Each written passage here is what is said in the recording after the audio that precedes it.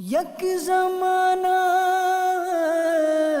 صحابت با اولیاء.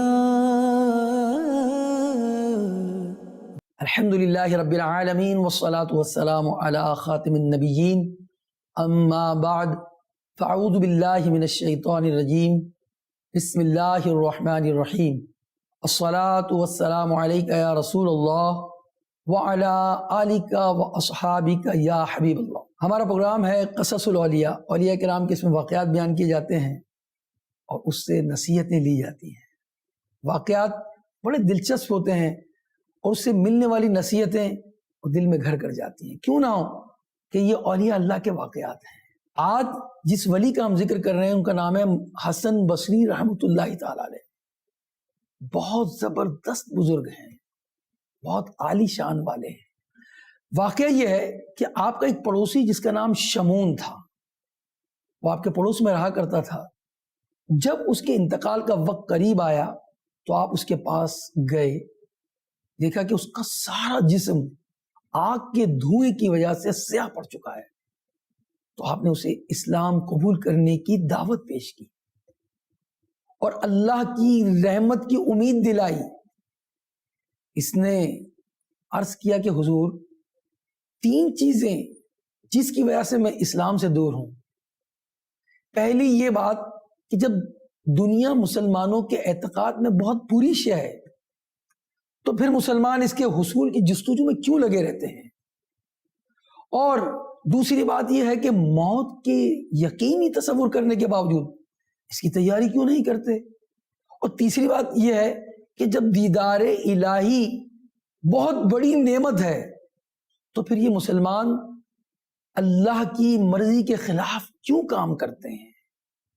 آپ نے اس پر انفرادی کوشش کرتے ہوئے, اسے نیکی کی دعوت دیتے ہوئے فرمایا کہ یہ سب چیزوں کا تعلق تو افعال اور کردار سے ہے, لیکن تم غور کرو کہ آتش پرستی میں وقت ضائع کر کے تمہیں کیا حاصل ہوا.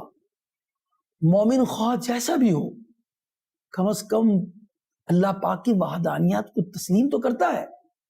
تم نے تو 70 سال آگ کی پوجا کی, اس کے باوجود آگ نے تمہیں کیا دیا, پھر بھی تمہیں جلائے گی. لیکن میرا مولا اپنی طاقت سے چاہے تو آگ مجھے ذرہ برابر بھی نہیں جلا سکتی. اس کے بعد آپ نے آگ کو اپنے ہاتھ میں اٹھا لیا اور اس آگ نے آپ کو کوئی نقصان نہیں پہنچایا. یہ دیکھ کر شمون بڑا متاثر ہوا اور عرض کرنے لگا, حضور میں نے 70 سال آتش پرستی میں مبتلا رہا, اب آخری وقت میں کیا میں مسلمان ہوں گا. لیکن آپ نے اس چیز حرس بندھائی اور مسلمان ہو جانے کی اس سے ترغیب دیتے رہے.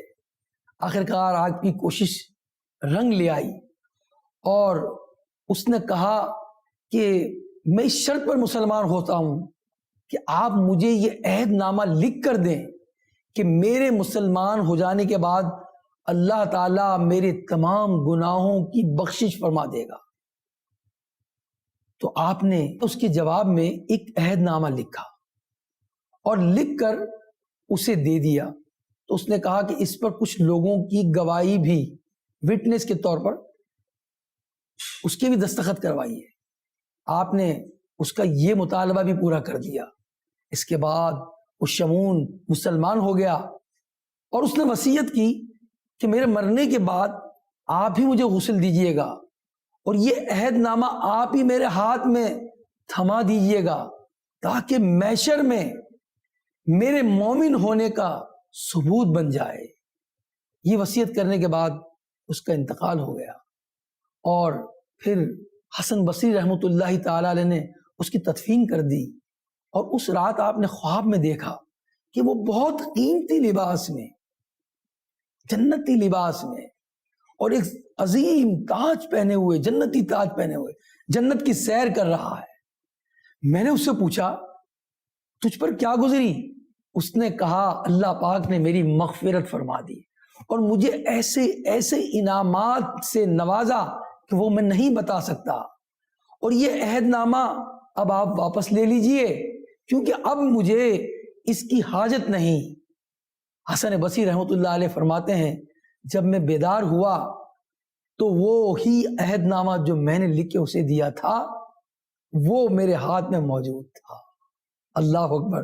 اس سے معلوم ہوا کہ زندگی میں جو کفر و شرک میں مبتلا ہیں اور اگر وہ ایمان لے آئیں اللہ تعالیٰ ان کی مغفرت فرما دیتا ہے.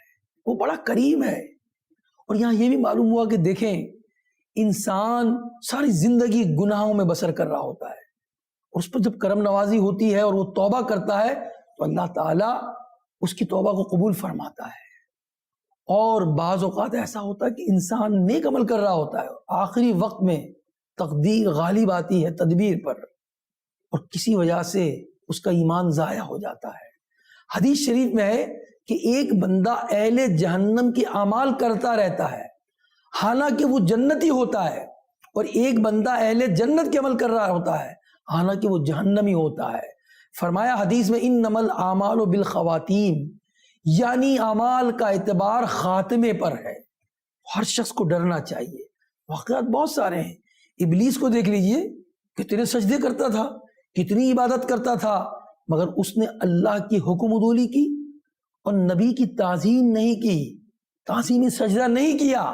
جنت سے باہر نکال دیا گیا اور ملعون بن گیا اور لعنت کا طوق اسے گلے میں ڈال دیا گیا. اور بلم بن باورا جس کی نگاہ اٹھتی تو عرش پر اس کی نگاہ پڑتی تھی مگر جب اس پر دنیا غالب آئی تو پھر وہ برباد ہو گیا.